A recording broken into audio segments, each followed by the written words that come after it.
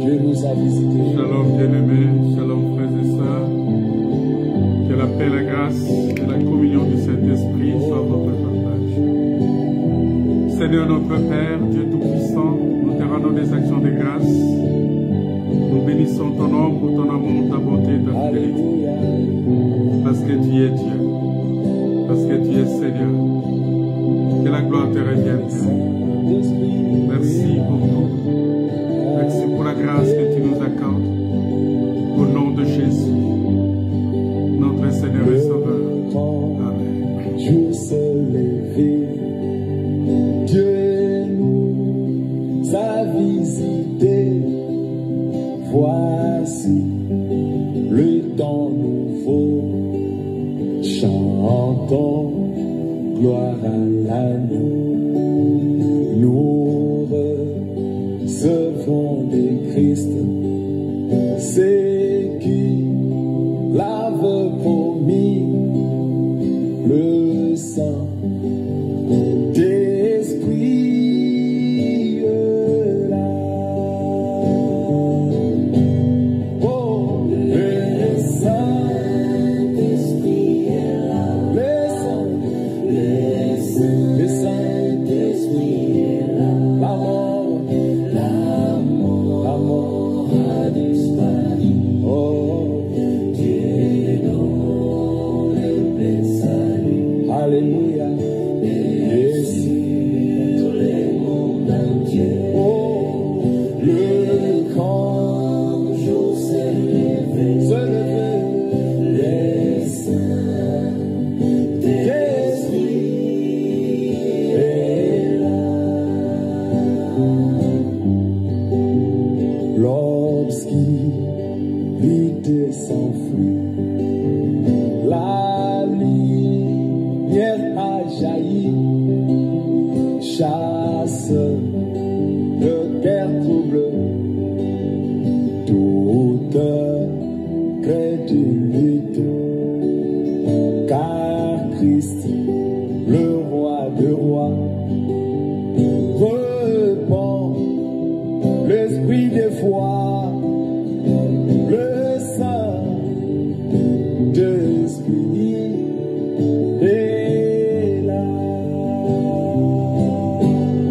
Entends gloire à l'agneau.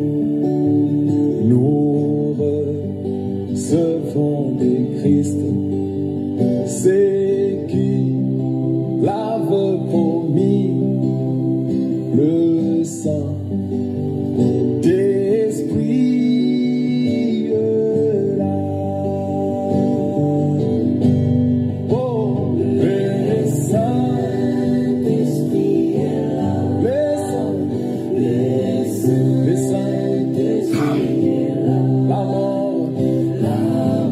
La mort a disparu.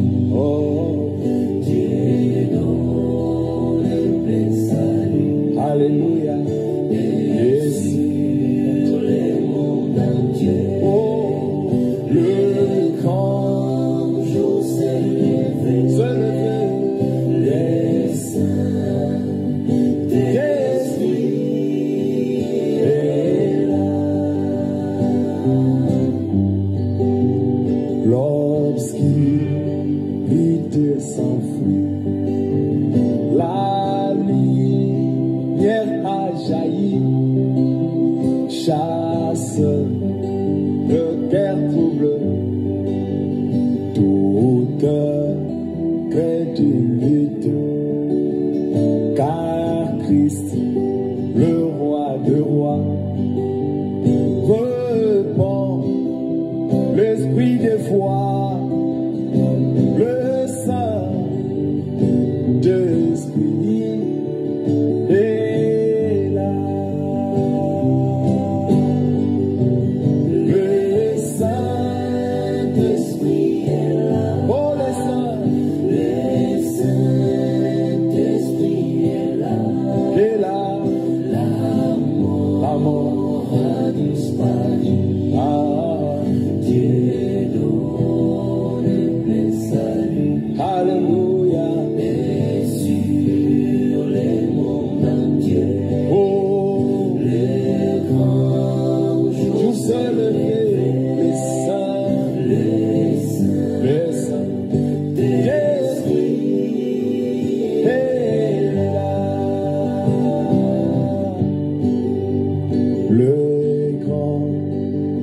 consolateur, viens remplir tous les cœurs, l'esprit de vérité nous met en liberté. Il ouvre les prisons, répand la guérison, le Saint-Esprit est là. Oh, le Saint-Esprit est là. Le Saint-Esprit est là. La mort a disparu. Dieu donne bien salut. Alléluia. Et sur le monde entier, oh, les grands jours célébrés, le Saint-Esprit est là. Que tous les rachetés chantent la liberté, car Christ a tout accompli. Oh, il a donné l'esprit. Voyez trembler l'enfer, car dans tout l'univers, le Saint-Esprit est là. Encore une fois, que tous les rachetés chantent la liberté. Christ a tout accompli. Il a donné l'esprit.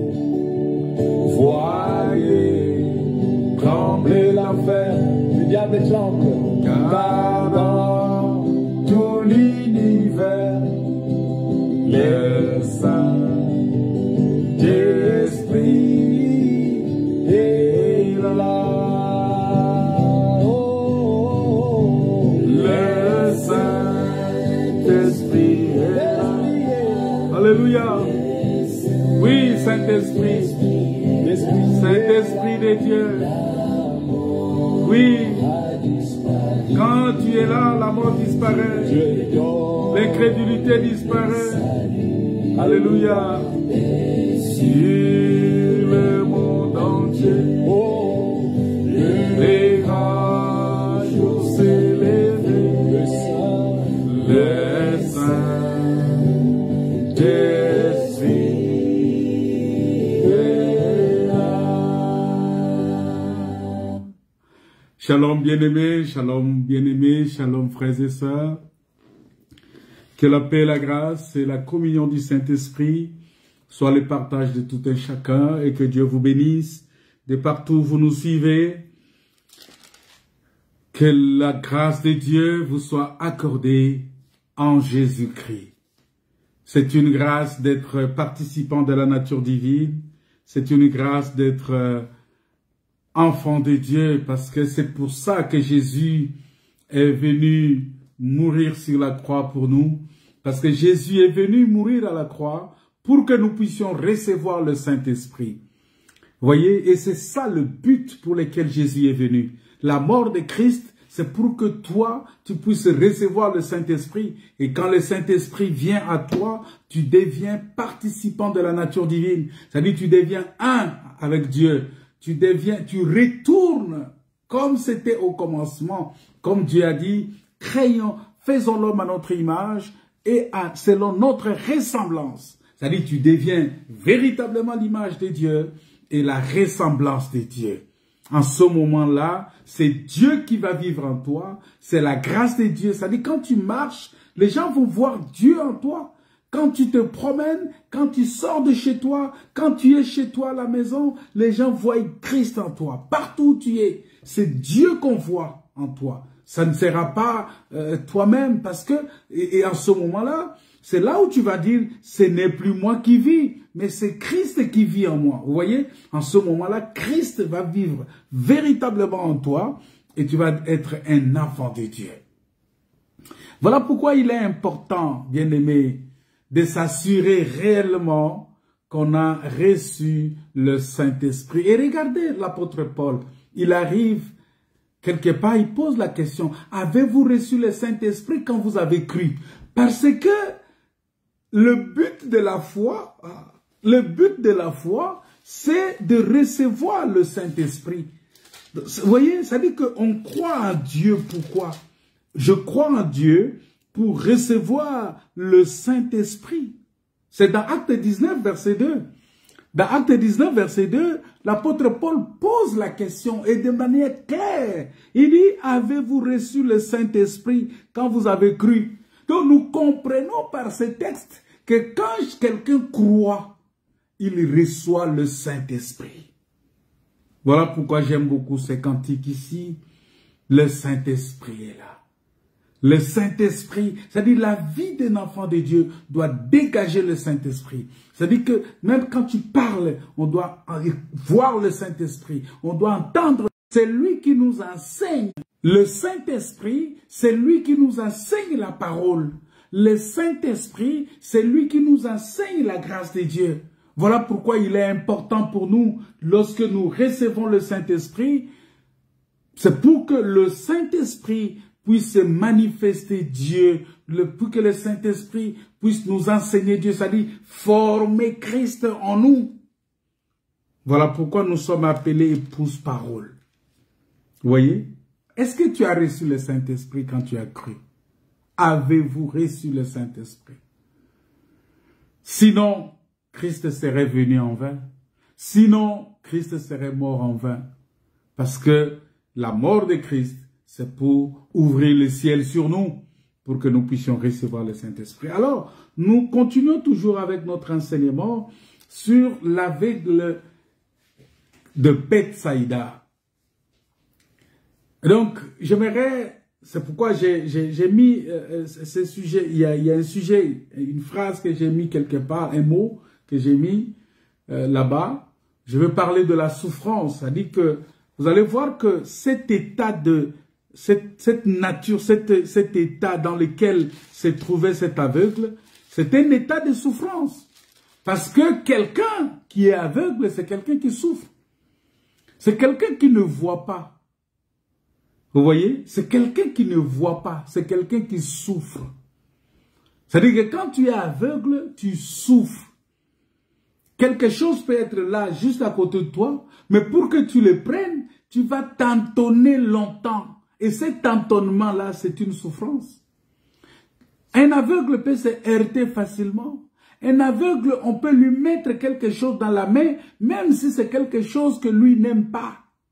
On peut te mettre quelque chose dans ta main, même si c'est quelque chose que tu n'aimes pas. On peut te faire manger quelque chose, parce que tu ne vois pas, tu vas manger ce que tu n'aimes, tu ne devrais pas manger en réalité.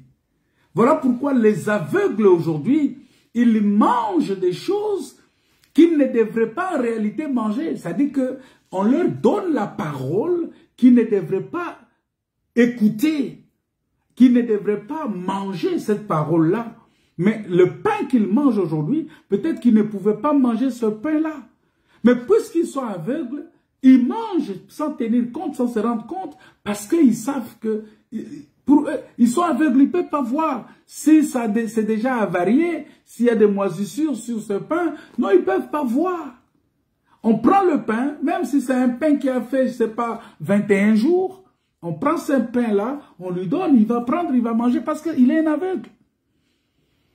C'est un état de fait, un état de souffrance, un état de difficulté, un état dans lequel, quand tu te trouves, ce n'est pas facile. Voilà pourquoi, bien-aimés dans le Seigneur, dans le livre de Jérémie, chapitre 15, verset 18, je vais lire ce texte-là, Jérémie, chapitre 15, verset 18 à 21, la Bible dit ceci. « Pourquoi ma souffrance est-elle continuelle? Pourquoi ma plaie est-elle douloureuse et ne veut-elle pas se guérir? Serais-tu pour moi comme une source trompeuse, comme une eau dont on n'est pas sûr? Vous voyez? C'est-à-dire que tu as pris de l'eau dont tu n'es pas sûr, mais tu vas boire parce que tu es un aveugle.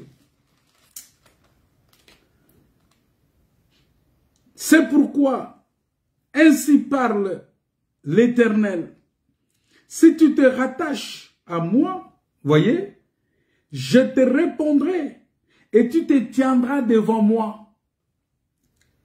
Si tu sépares ce qui est précieux de ce qui est vil, tu seras comme ma bouche. C'est à eux de revenir à toi, mais ce n'est pas à toi de retourner vers eux.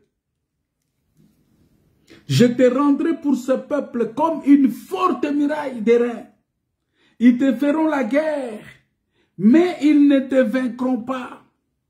Car je serai avec toi pour te sauver et te délivrer. Alléluia. Dit l'Éternel, je te délivrerai de la main des méchants et je te sauverai de la main des violents. Ici, cette parole, ce texte que nous venons de lire, ça explique Marc chapitre 8, verset 22. Parce que nous comprenons par là qu'il dit, mais pourquoi ma souffrance est-elle continuelle? Oui, ta souffrance est continuelle parce que tu es encore à Bethsaïda.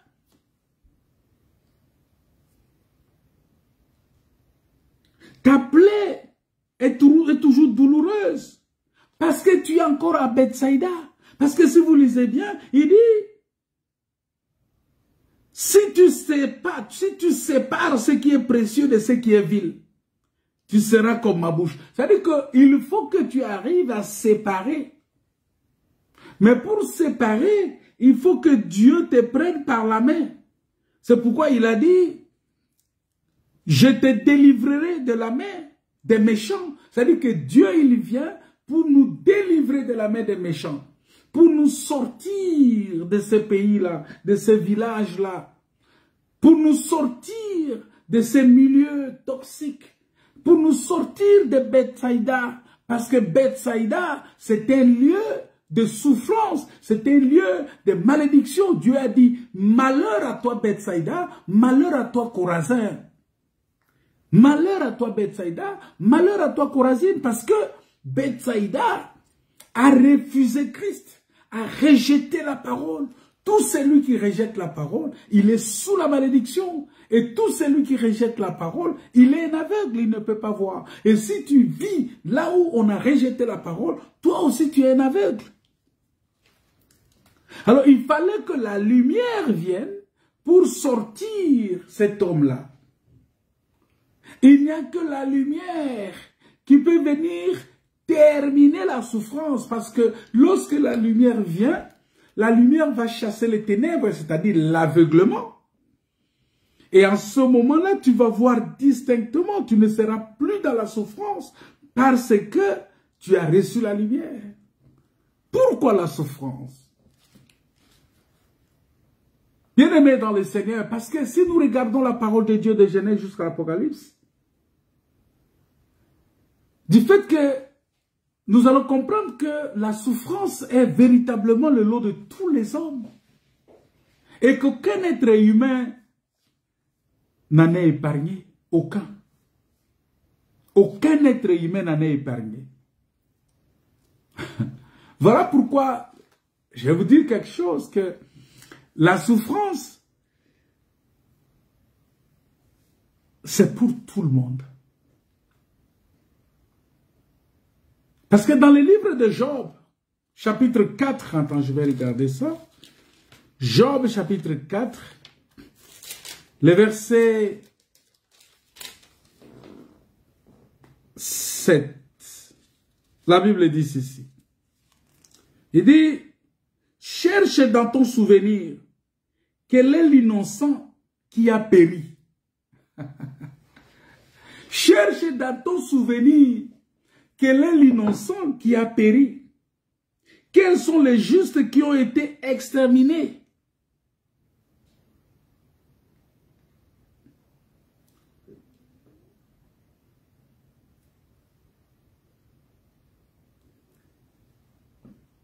Pour moi, je l'ai vu. Parce que ceux qui labourent l'iniquité et qui sèment l'injustice, en moi, et en moissonnent les fruits. Ils périssent par le souffle de Dieu. Ils sont consumés par le vent de sa colère. Donc ici, je comprends que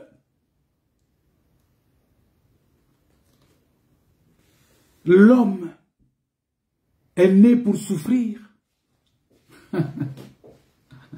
comme l'étincelle pour voler. Comme l'étincelle pour voler. Mais il dit que cherche dans ton souvenir quel est l'innocent qui a péri. Il y a un innocent qui a péri. Et cet innocent qui a péri, c'est qui? Cet innocent qui est mort. Cet innocent qui a souffert. Mais c'est Christ, c'est de Christ dont on parle ici. Alors il faut chercher dans ton souvenir.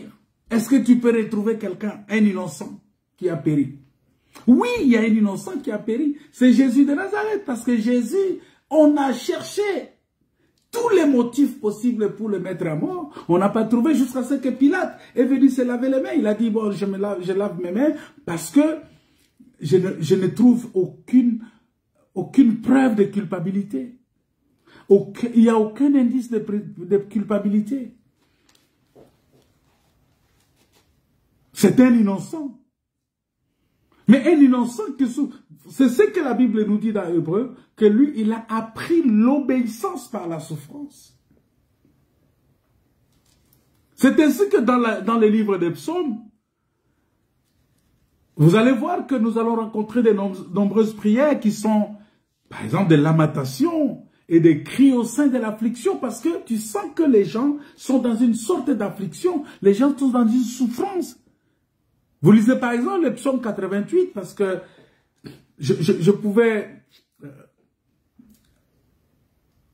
Je pense qu'on va essayer d'entrer un peu dans ce psaume-là. Quand vous lisez au verset 2, attends, psaume 88, parce qu'il faut qu'on lise avec vous. Si le Seigneur le permet, on va lire quand même beaucoup d'écritures aujourd'hui. Parce que souvent, si tu lis au verset 2, la Bible dit... L'Éternel Dieu de mon salut, j'écris jour et nuit devant toi. Que ma prière parvienne à ta présence. Prête l'oreille à mes supplications. Car mon âme est rassasiée des maux. C'est-à-dire des maux, des malheurs. Et ma vie s'approche du séjour des morts. Vous voyez, l'homme ici, il dit que sa vie, son âme, est rassasié de tous les maux, de tous les malheurs possibles, de toute la souffrance. Et sa vie s'approche du séjour des morts. Je suis mis au rang de ceux qui descendent dans la fosse. Oh, bien-aimé, ici c'est Christ qui parle. Je suis comme un homme qui n'a plus de force. Je suis étendu parmi les morts, semblable à ceux qui sont tués et couchés dans les sépulcres, à ceux dont tu n'as plus les souvenirs et qui sont séparés de ta main. Parce que la mort, c'est la séparation d'avec Dieu. C'est-à-dire, vous voyez que dans ce psaume-là, si vous allez jusqu'au verset 10, le verset 10 dit que mes yeux se consument dans la souffrance. C'est-à-dire, nous voyons ici que quand on est aveugle, on vit cet état-là. On est comme quelqu'un qui est dans les sépulcres. C'est-à-dire, on est comme quelqu'un qui est dans la souffrance. Et Christ est passé par là. Pourquoi? parce que Christ a accepté de porter nos péchés. Parce que la Bible dit dans Ésaïe que c'est le péché qui nous sépare avec Dieu.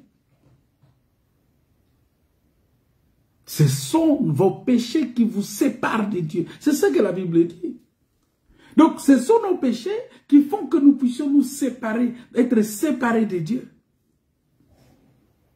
Et c'est ça qui nous entraîne dans la souffrance.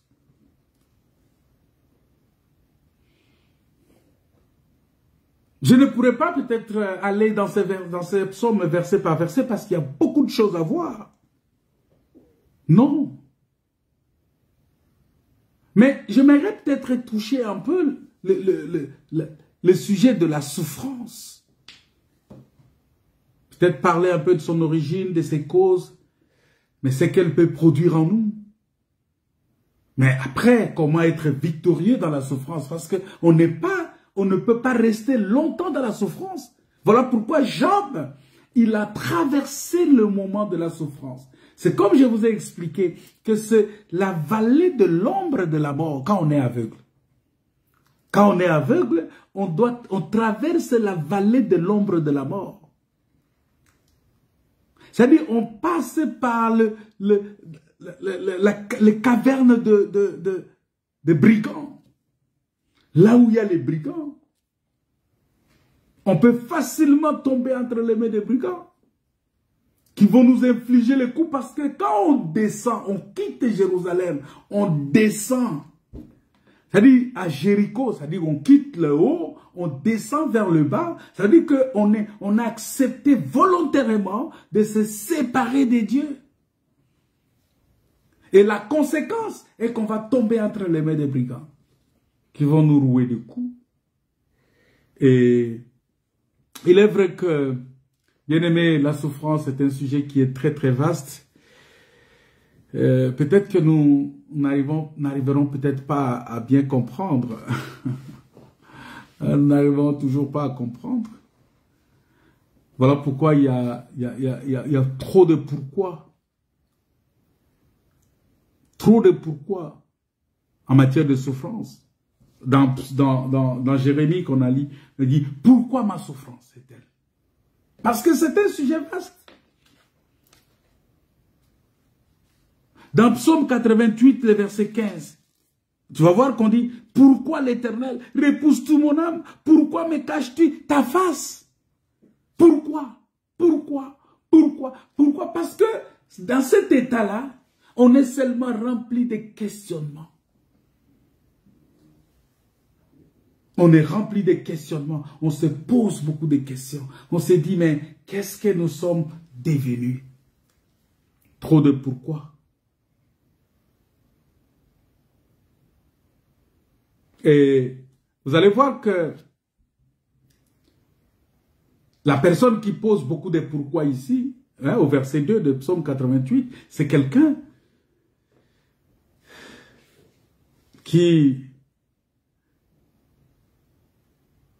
en qui l'Éternel est le Dieu de son salut. C'est-à-dire que, c'est pourquoi je vous ai dit, ici que ce psaume parle de Christ.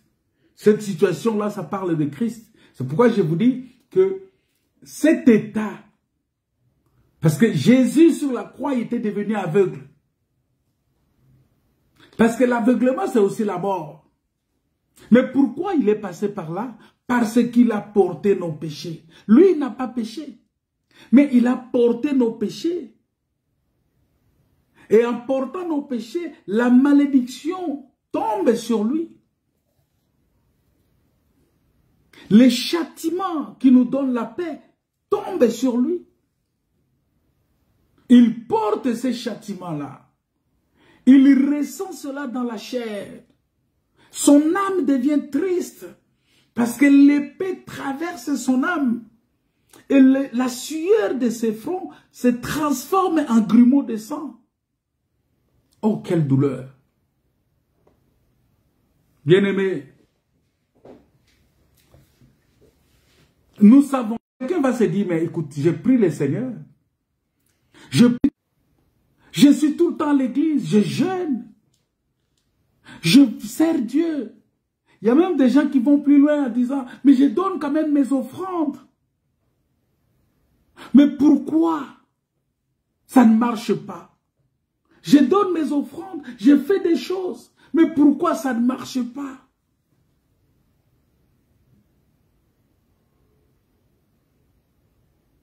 C'est l'apôtre Paul qui a donné la réponse dans 1 Corinthiens chapitre 13, verset 12. Il dit, aujourd'hui, je connais seulement en partie. Vous voyez? C'est-à-dire que la connaissance, c'est parce que la connaissance que nous avons aujourd'hui, c'est une connaissance partielle.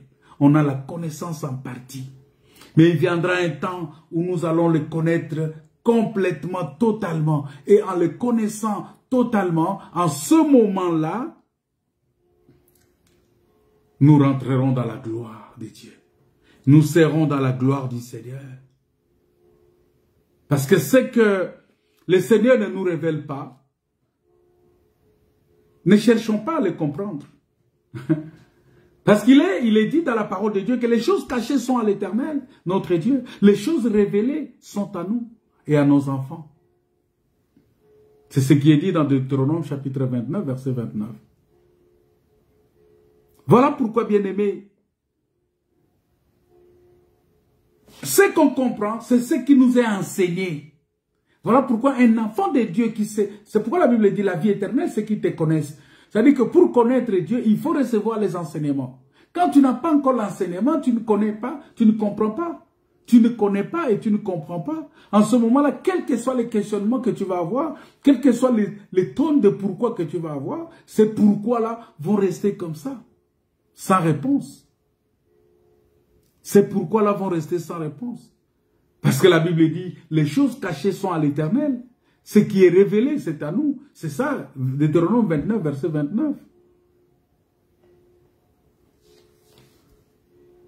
Pour vous dire tout simplement que lorsqu'on est aveugle, on est dans un état de souffrance. Alors, quelle est l'origine de la souffrance sur cette terre? C'est quoi l'origine? L'origine de la souffrance, la Bible nous le montre dans les livres de la Genèse. Dans les livres de Genèse, nous allons voir que à la création, quand Dieu a créé toutes choses, la Bible dit, Dieu a dit que tout était très bonne. Toute la création de Dieu était très bonne. Et que le mal et la souffrance n'existaient pas. Parce que ce n'est que, vous allez voir que depuis le chapitre 1 jusqu'au chapitre 2, le mal et la souffrance n'existaient pas. Ce n'est qu'au chapitre 3 que la parole de Dieu va mentionner la fuite de l'homme loin du regard du Seigneur. Et en ce moment-là, l'homme rentre dans l'errance. L'homme rentre dans la souffrance. L'homme rentre, il devient un errant. Il devient quelqu'un qui se promène partout. Il devient quelqu'un qui est dans l'errance parce qu'il ne sait plus à qui se vouer. Il est dans l'errance. Il rentre dans un système de camouflage, il rentre dans un système de crainte, il rentre dans un système d'accusation, il commence à accuser. L'harmonie entre lui et Dieu est brisée complètement. C'est-à-dire que la désobéissance a introduit l'homme dans l'aveuglement. Vous voyez? Et c'est là la tromperie du diable. Le diable leur dit que le jour où vous en mangerez, vos yeux vont s'ouvrir et vous serez comme des dieux. Mais le contraire s'est produit. Vous voyez, ça dit que le diable est venu les détruire en leur donnant un faux message. Quand tu écoutes, parce que quand tu écoutes un faux message, ça t'enfonce dans l'aveuglement. Quand tu écoutes un faux enseignement, un enseignement qui n'est pas construit sur les fondements des apôtres et des prophètes. Un enseignement, ce que les apôtres n'ont pas enseigné et qu'on vient t'enseigner ça et tu acceptes ça, c'est-à-dire que ça t'introduit immédiatement dans la mort, c'est-à-dire l'aveuglement, dans la souffrance. Et c'est là où nous voyons l'apparition de la souffrance, de la douleur, de la malédiction. Nous voyons la présence, l'apparition des peines, des épines, des ronces, de la sueur et puis de la mort. Nous voyons qu'à ce moment-là, mais les épines étaient dans les jardins, mais l'homme ne connaissait pas ces épines-là. Vous voyez? Mais lorsque l'homme a péché, les épines vont devenir une réalité pour l'homme. L'homme va connaître ce qu'on appelle la sueur, parce que Dieu dit, tu vas manger à la sueur de ton front. Alors que, avant la souffrance, avant le péché, Dieu avait déjà dit à l'homme que je te mets dans le jardin pour que tu cultives et que tu gardes. C'était un travail. Mais ce travail-là n'avait pas une pénibilité jusqu'à ce que ça puisse dégager la sueur. Jusqu'à ce que la sueur de l'homme se transforme en grumeau de sang. C'est-à-dire, tu souffres jusqu'à ce que tu travailles, tu penses. C'est voilà pourquoi aujourd'hui, à cause du péché, l'homme est entré dans l'insatisfaction. C'est-à-dire, tu travailles, tu gagnes l'argent, mais tu n'arrives toujours pas à satisfaire tes besoins. Aujourd'hui, tu gagnes ce que tu gagnes. Demain, même si on te donne, tu gagnes aujourd'hui 1200 €, SMIC, tu vas penser résoudre tes problèmes, mais tu n'arrives toujours pas. On t'augmente à 3000, on t'augmente à 5000. Plus on va t'augmenter, plus aussi les besoins vont s'augmenter. Et en ce moment-là, tu seras incapable de résoudre tes besoins. Toujours incapable de résoudre tes besoins. Parce que les besoins seront toujours croissants. Mais au regard de ce que, vous voyez, même dans ton élévation, l'élévation amène en même temps les problèmes. Ne pensez pas que l'élévation, ça résout les problèmes. L'élévation dans ce monde entraîne aussi des problèmes. Parce que beaucoup de problèmes accompagnent aussi l'élévation. Voilà pourquoi il y a des gens qui pensent que tu vas percer, tu vas rentrer dans ta destinée parce que tu es marié. Mais vous voyez, ce sont des prédications qui n'aident pas les gens. Tu vas percer parce que tu vas être un homme heureux parce que tu as trouvé un bon travail. Alors le frère, il a percé, il a maintenant beaucoup d'argent. Mais vous savez que des gens qui ont beaucoup d'argent, ils souffrent aussi beaucoup. Ils ont beaucoup de problèmes aussi. Regarde, l'impôt que tu payes maintenant. Si on te paye 10 000 $ ou 10 000 € demain, mais tu vas payer l'impôt plus que ce que tu payes maintenant. C'est la même chose. Vous voyez que la souffrance et tes besoins. Tu vas avoir un véhicule qui va consommer. Pas comme les véhicules que tu avais quand tu gagnais 1200 €, 1300 de SMIC. Vous voyez? Donc c'est pour vous dire tout simplement que plus tu montes, plus aussi les problèmes viennent. Voilà pourquoi il dit, pourquoi ma souffrance est-elle continuelle?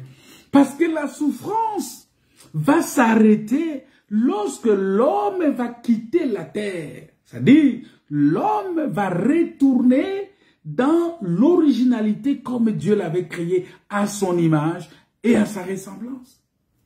Mais tant que tu es encore en dehors de cela, mais tu continueras toujours c'est pourquoi il ne faut pas qu'on te dise que quand tu crois au Seigneur Jésus, c'est fini, tout est bon, tout est ok, mais non. Et puis ça, il y a des gens qui pensent que quand ils croient au Seigneur, vous voyez pourquoi les gens, quand ils commencent à prier, ils trouvent du travail, ils négligent la prière.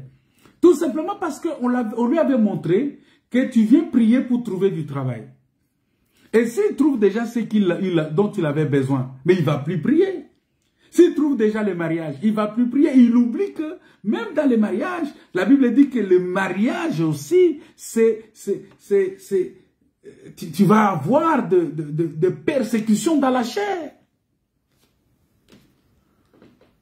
C'est-à-dire, le mariage n'arrête pas la souffrance. Le véhicule que tu achètes n'arrête pas ta souffrance. La maison que tu as achetée n'arrête pas ta souffrance. Tu peux acheter une maison, mais demain, il y a l'impôt foncier qui arrive et si ça te trouve que tu n'as pas d'argent pour payer. Ça trouve que tu as découvert. Qu'est-ce que tu vas devenir? Vous voyez, tout ça, ce sont des choses que l'homme n'intègre pas dans sa façon de voir les choses. Et nous continuons toujours à tourner en rond. Voilà pourquoi ces cris-là de Jérémie, chapitre 15, qui dit « Pourquoi ma souffrance est-elle continue ?» Auprès de Dieu.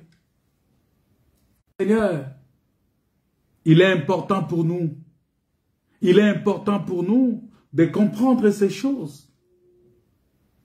Parce que quand tu développes ces sentiments-là en voulant être ton propre Dieu, mais tu vas t'attirer toutes sortes de problèmes, de difficultés. La Bible nous dit que par un seul homme, le péché est entré dans le monde. Et par le péché, la mort.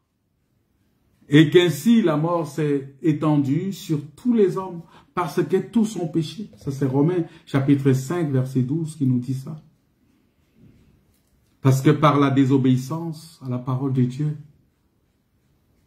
l'homme a entraîné toute la création dans la chute. Toute la création.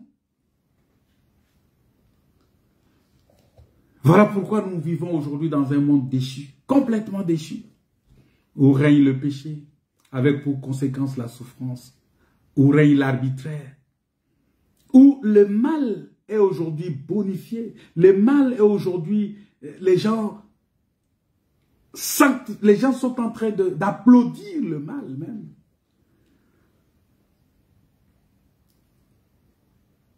Parce que aujourd'hui, nous vivons dans un monde où règne le péché, avec pour conséquence la souffrance, sous ses formes les plus diverses, mais surtout encore ainsi que la mort, tant spirituelle que physique.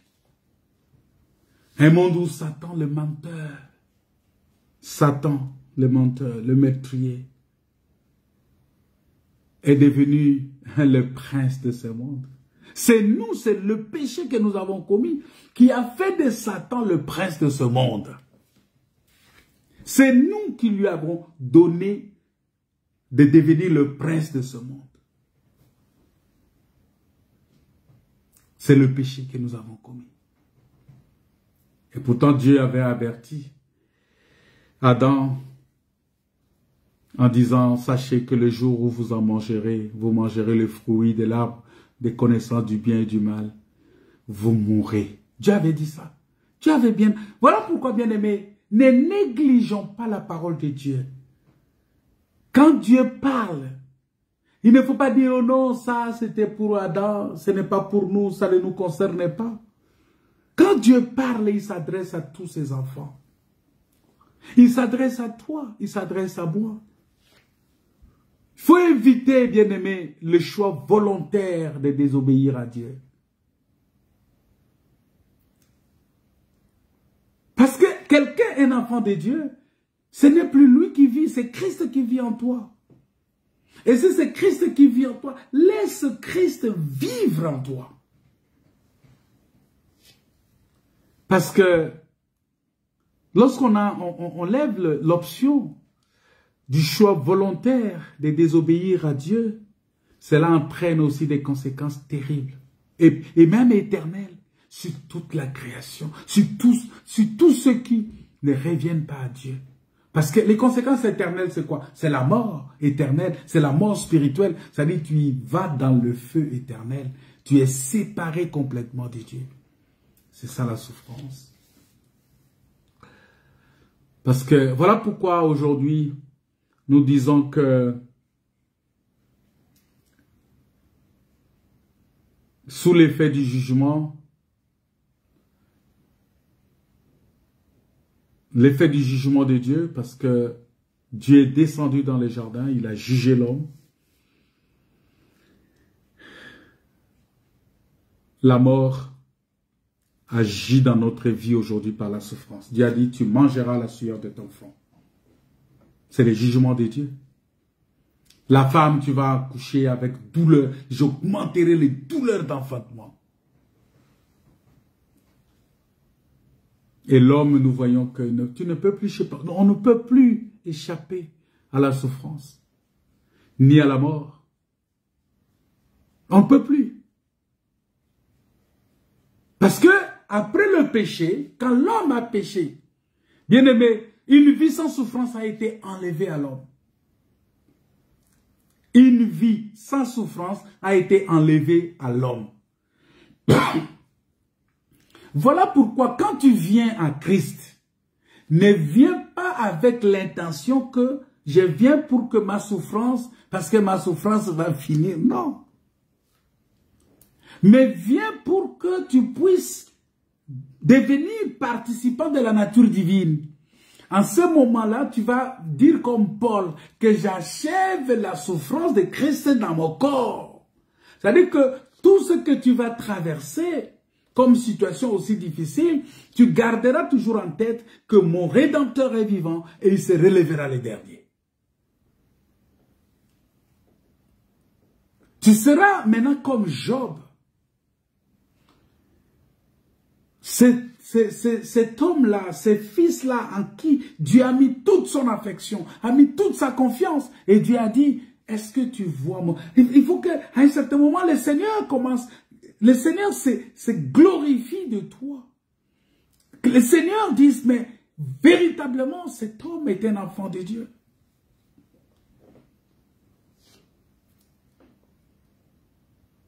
Après le péché, une vie sans souffrance a été enlevée. Voilà pourquoi, bien-aimés dans le Seigneur, nous devons comprendre en ce moment-là que le seul lieu de repos, c'est Jésus-Christ. C'est ainsi que même rachetés, réconciliés avec Dieu, nous participons encore à la souffrance, jusqu'au jour où nous rencontrerons notre Rédempteur dans la gloire. N'est-ce pas, Paul a dit, j'ai combattu contre les bêtes sauvages d'Éphèse. Mais c'était la souffrance. Paul a dit, je sais vivre dans la disette. Mais c'est la souffrance. Je sais aussi vivre dans l'abondance. Il dit, j'ai reçu aussi de coups. Quand Paul est arrivé à Rome, mais il a été attaqué.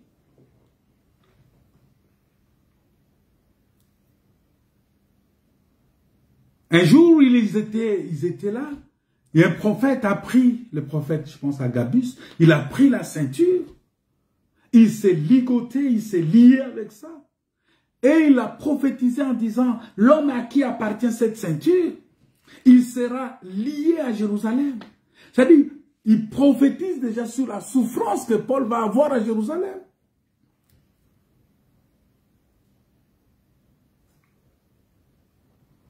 Vous voyez cela? Voilà pourquoi nous disons que quel que soit l'état dans lequel nous nous trouvons maintenant, gardons en nous cette espérance-là, que Christ est ma vie, Christ en moi, l'espérance de la gloire. C'est-à-dire que puisque j'ai Christ en moi, j'ai l'espérance de vivre la gloire de Dieu. J'ai l'espérance de vivre dans la puissance, dans la grandeur de Dieu. J'ai l'espérance.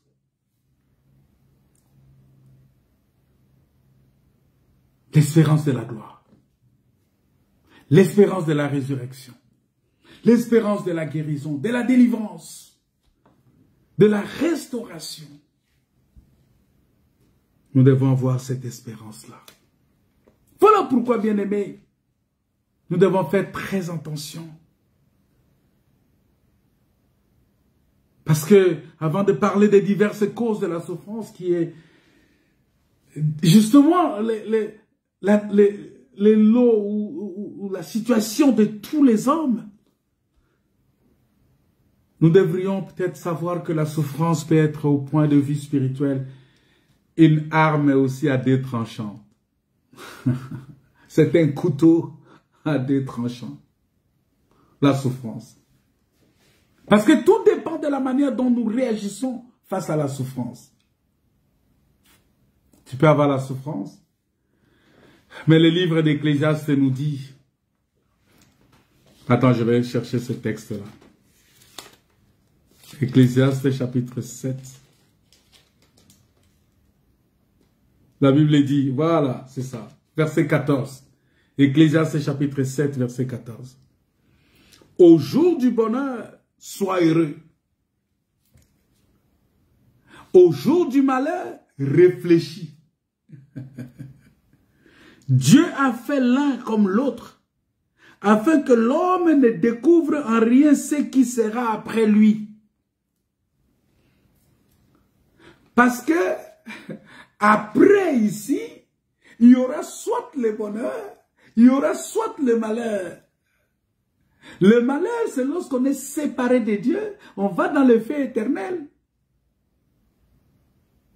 Le bonheur, c'est lorsqu'on est attaché à la parole de Dieu. Dieu est notre priorité. Vous savez, il faut que Dieu soit ta priorité. Il faut que Dieu soit ta priorité.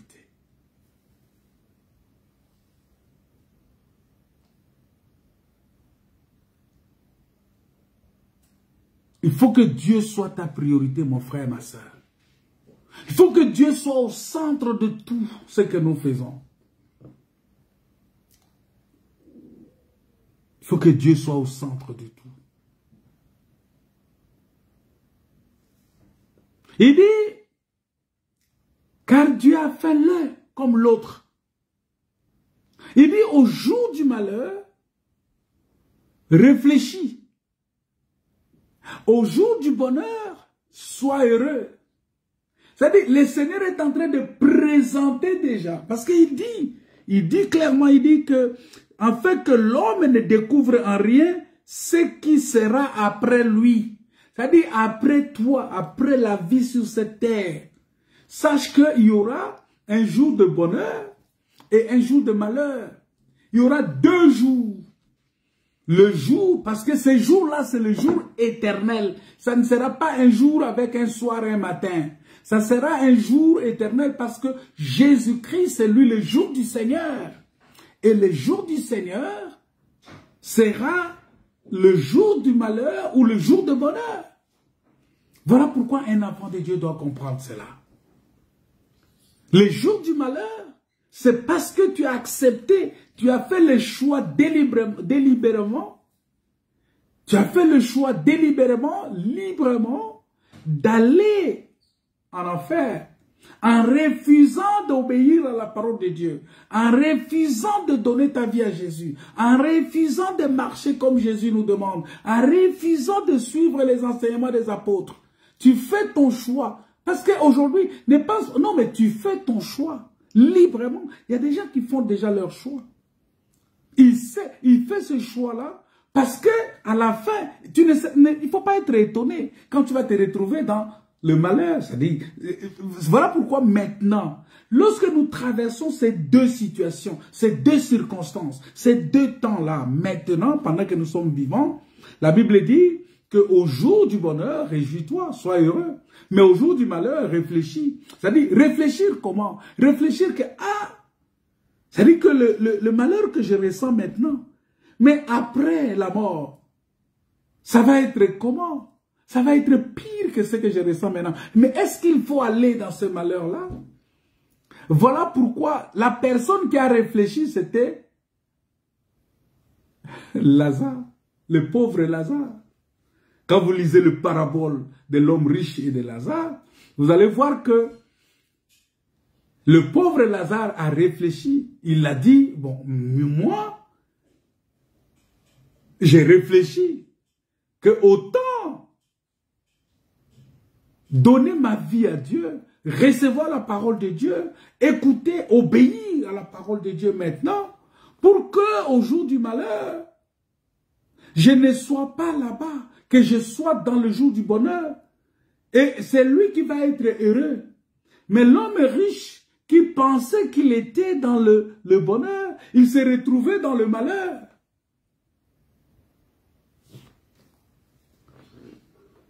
C'est important. Parce que si dans la souffrance, on n'est pas conduit à s'approcher de Dieu avec confiance, bien-aimé,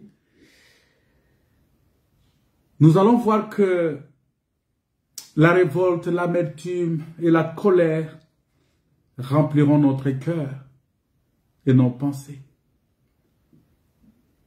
Moi, je connais quelqu'un, j'ai évangélisé quelqu'un. C'était le samedi passé. je parlais avec... Non, c'était le dimanche après-midi, le dimanche soir. J'étais quelque part, je parlais de Jésus-Christ aux gens. Et j'ai rencontré un jeune qui m'a dit, mais écoute, pasteur, je veux bien ce que tu dis, mais je souffre tellement que je me pose la question, est-ce que Dieu existe réellement? J'ai perdu ma mère, j'ai perdu mon frère, j'ai perdu ceci. Et là, je suis venu ici, je travaille, mais ce que je gagne ne me permet pas de résoudre mes problèmes. Alors je me pose la question, pourquoi? Je lui ai dit exactement que, écoute, tant que tu n'es pas en Christ, tes pourquoi seront toujours sans réponse. Mais si tu es en Christ, tu vas comprendre que la souffrance que tu traverses maintenant, les difficultés, les épreuves que tu connais maintenant, c'est parce que le Seigneur veut t'enseigner à te préparer, à éviter aussi la souffrance éternelle. Et je lui ai dit, il faut faire attention.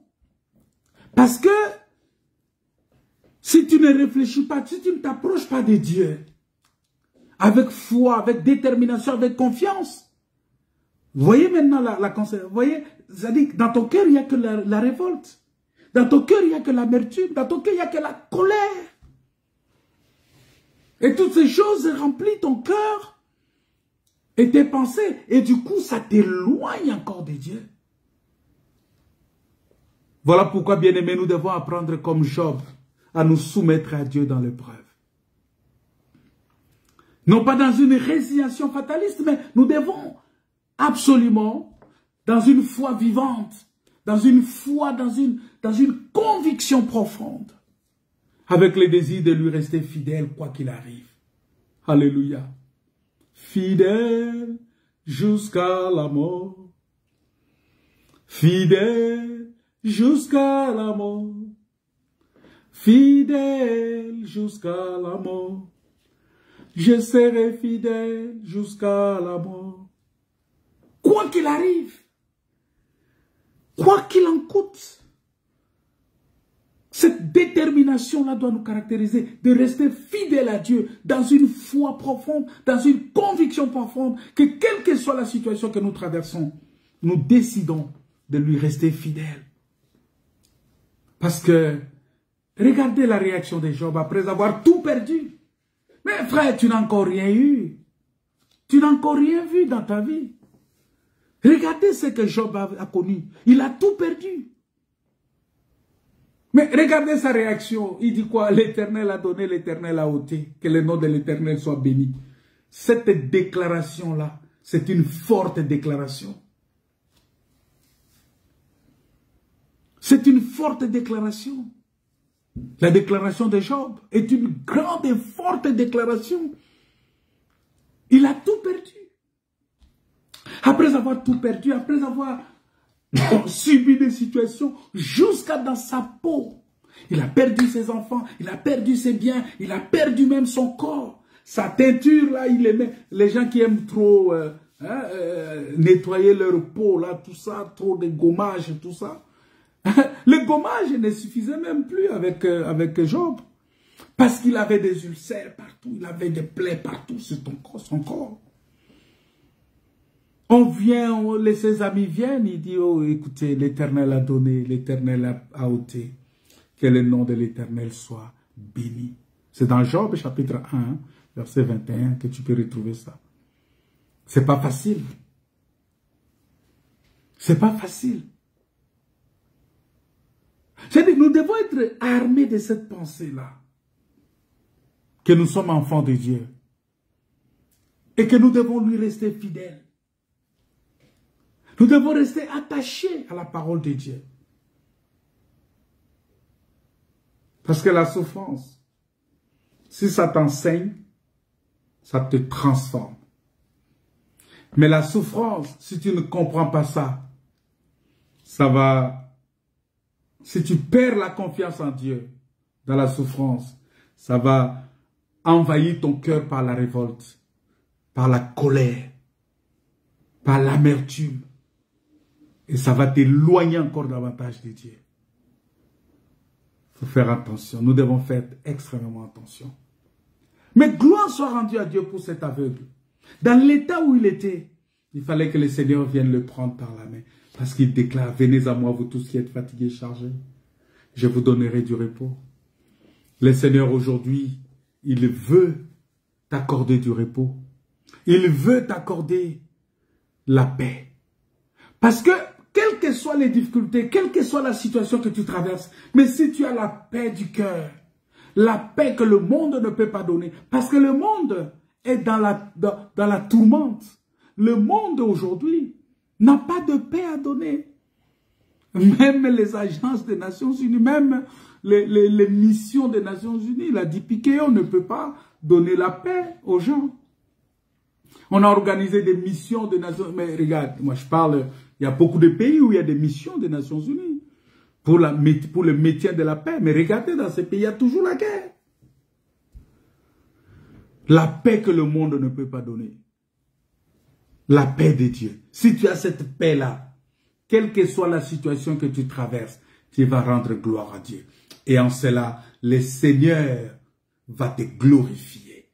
Parce que Dieu veut nous glorifier, comme il a glorifié Jésus. Jésus lui a dit, Père, glorifie-moi de la gloire que j'avais auprès de toi. Glorifie-moi de la gloire que j'avais auprès de toi.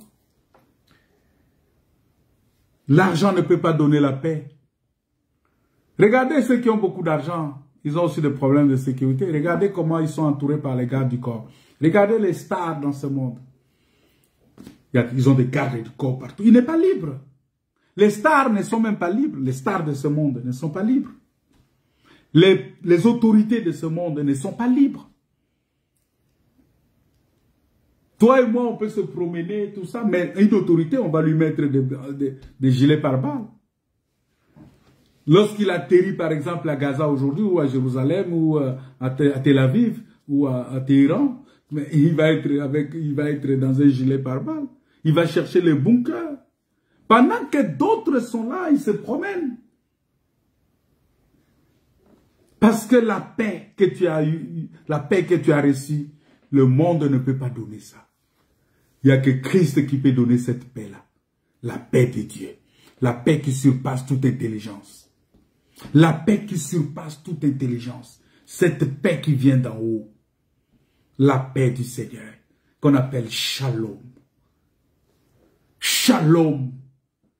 Bien aimé, Shalom n'est pas un slogan. Shalom veut dire que la paix soit avec vous.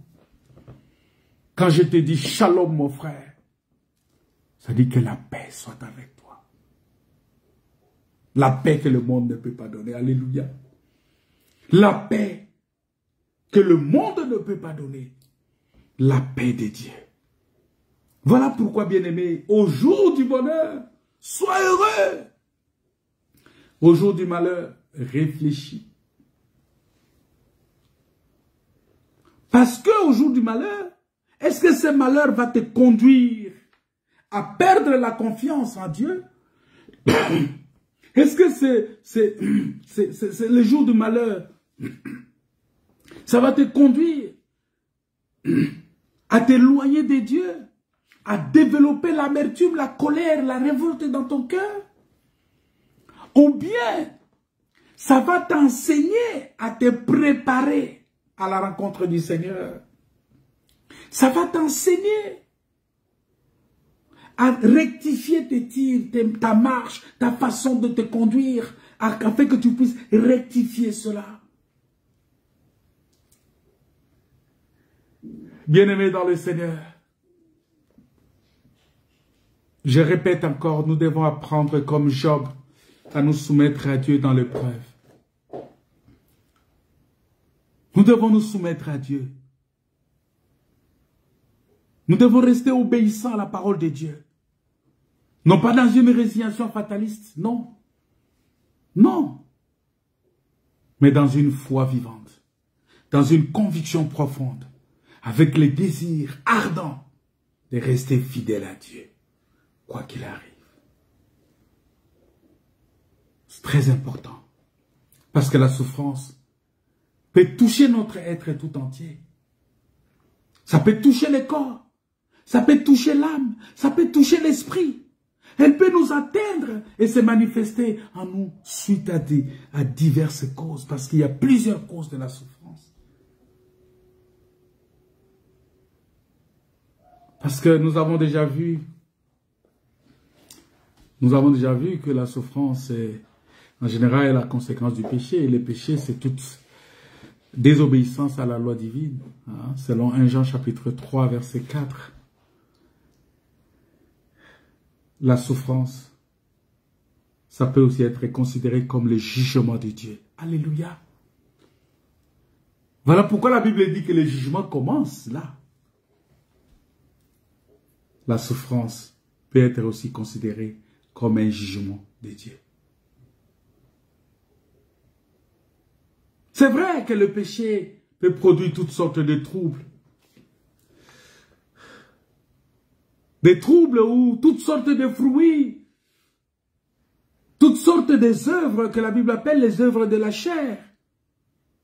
Lorsque ça se manifeste en toi, ça peut provoquer à leur tour bien des souffrances, bien des choses, bien des guerres et toutes leurs conséquences. Aujourd'hui, nous sommes dans une situation où on vit de conséquence à conséquence. On vit aujourd'hui dans un monde qui est rempli de la haine, de la vengeance, de la mort. Les gens ont toujours tendance à rendre le mal pour le mal. Les gens sont dans une sorte de haine viscérale. Tu n'as rien fait, mais même ton collègue de travail, il va chercher à te noyer. Il va tout faire pour te créer des situations aussi difficiles. Nous vivons dans un monde, aujourd'hui à cause de ces choses, rempli des infirmités, de la famine, de la pauvreté, des épidémies, des maladies, de beaucoup de choses. Tout simplement parce que dans la liste des œuvres de la chair décrite dans Galates chapitre 5, versets 19 à 21, nous trouvons encore beaucoup de choses. L'impudicité, l'impureté, la dissolution, l'ivrognerie, l'idolâtrie, beaucoup de choses. La magie, l'occultisme. Ainsi que les excès dans toutes sortes de... Dans tous les domaines. Il y a beaucoup d'excès. Dans tous les domaines, je dis bien. Parce que quand on parle des excès de table, les gens se limitent seulement aux excès de manger. Mais non, les excès dans tous les domaines, ça constitue aussi un péché. Ce qui va encore peut-être enfanter toutes sortes de souffrances physiques, spirituelles, psychiques, de douleurs.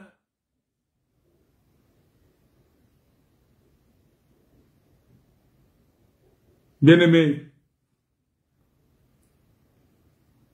restons attachés à la parole de Dieu. Je vais peut-être m'arrêter là.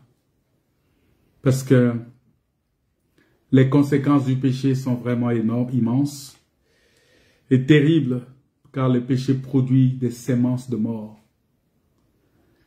Non seulement pour la personne qui les commet, mais cela va encore contaminer autrui, ça va contaminer encore d'autres. Malheureusement, comme je vous avais dit dans le livre de Job, chapitre 4, malheureusement, beaucoup de victimes innocentes se trouvent particulièrement parmi ces gens qui tombent dans ces choses, même les enfants. Il peut y avoir des conséquences néfastes aussi suite à nos paroles qui provoquent souvent de grandes souffrances autour de nous.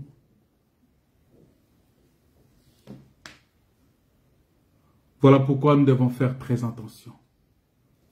Soumettons-nous à Dieu. Restons attachés à la parole de Dieu. Je pense qu'on va continuer. On va continuer prochainement. J'aimerais que nous puissions prier. Parce que, regardez, il y a les cas il y avait des Galiléens qui étaient venus à Jérusalem afin d'offrir des sacrifices au temple, mais qui ont été massacrés par les soldats de Pilate.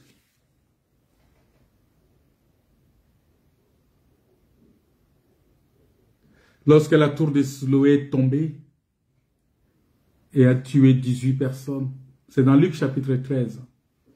Il faut lire ça là-bas. Jésus a répondu en disant, ne croyez pas que ces personnes aient été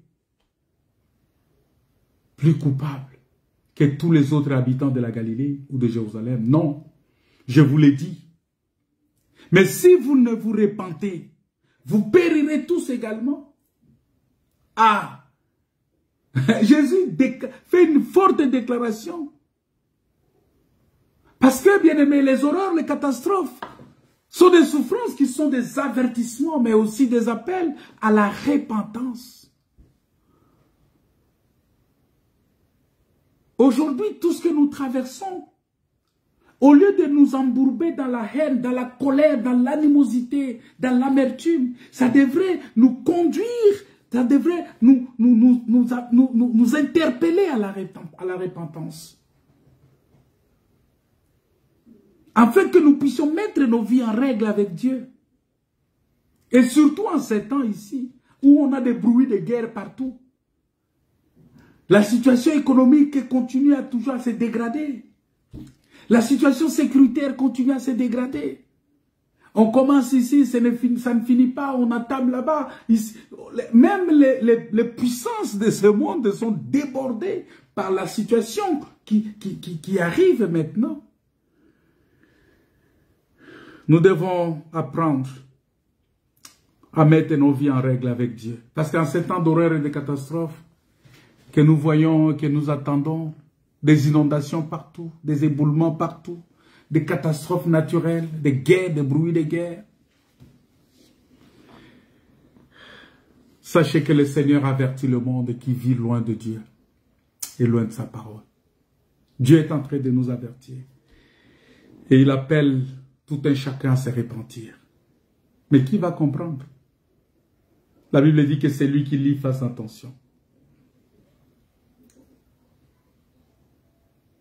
Que c'est lui qui lit, fasse attention. Prions le Seigneur. C'est très important parce que nous devons recommander. Il est écrit, recommande ton sort à l'Éternel et mets en lui ta confiance. Et il agira. C'est très important. Quand tu recommandes ton sort à l'Éternel, quand tu mets en lui ta confiance, il agira. Parce qu'il est ton Dieu. Il est le Dieu puissant. Il est le Dieu vivant. Il est le Dieu grand et redoutable. Il est le Seigneur de gloire. Il est celui qui nous soutient. Il est celui qui nous garde. Il est celui qui nous protège. Il est celui qui veille sur nous. Il est le Dieu tout-puissant, ce Dieu-là. Il est temps pour que nous puissions revenir à lui. Il est temps que nous puissions rechercher la face de Dieu. Il est temps pour nous, bien-aimés. Il est temps que nous puissions rechercher Dieu en ce moment. Il est temps que nous puissions rechercher Dieu. Est-ce que dois-je partir les mains vides? Est-ce que je dois partir les mains vides?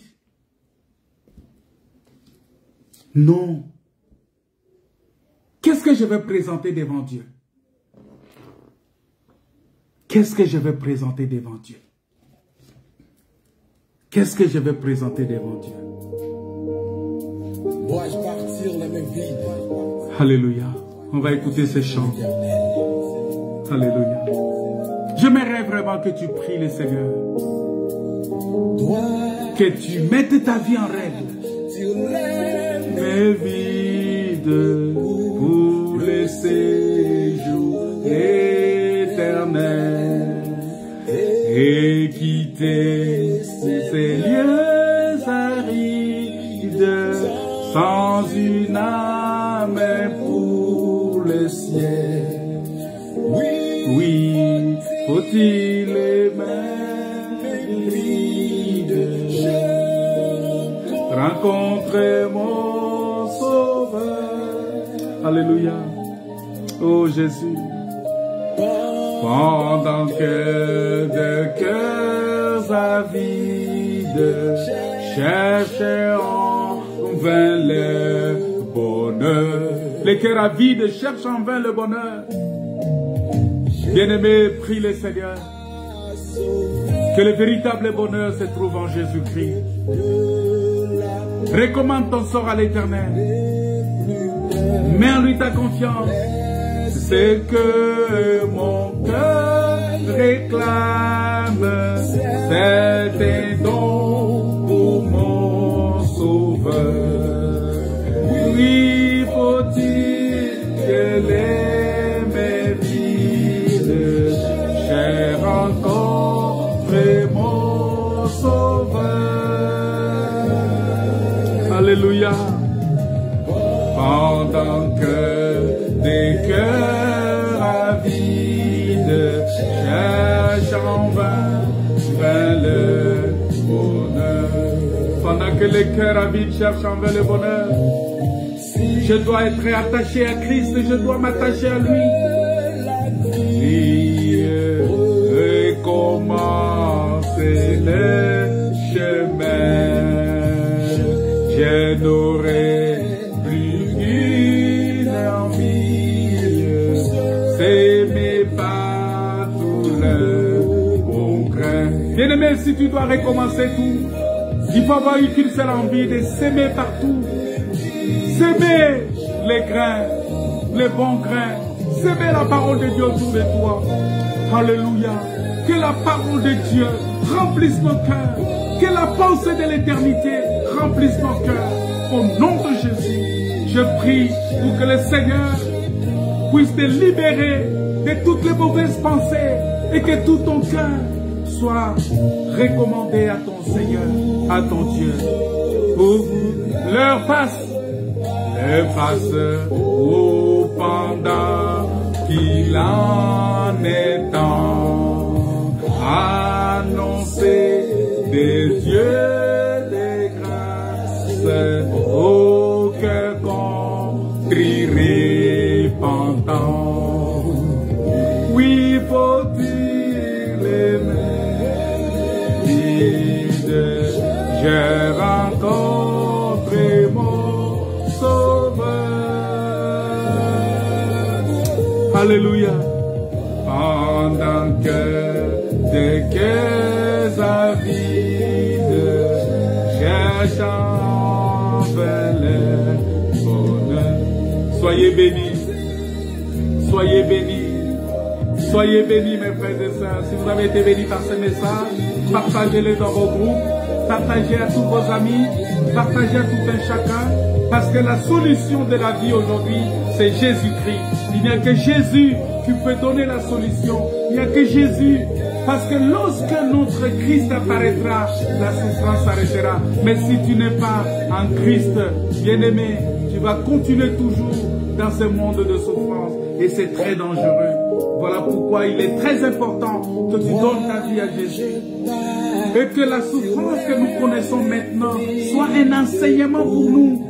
Afin que nous puissions rester en Christ et demeurer en Christ pour la vie éternelle. Parce qu'après ceci, il y a un temps qui viendra après. Ce sera le temps éternel. Et dans l'éternité, il y a deux choix. Soit tu fais le choix d'être dans la souffrance éternelle, ou tu fais le choix d'être dans la vie éternelle, dans le bonheur éternel. Parce que le bonheur éternel, ça sera au renouvellement de toutes choses. Et ce renouvellement de toutes choses se fera avec le Seigneur. Que Dieu te bénisse. Que Dieu te comble de sa grâce. Que Dieu te soutienne. Que Dieu t'aide. Que Dieu ouvre les yeux. Ouvre les portes devant toi. Au nom de Jésus. Au nom de Jésus. Au nom de Jésus.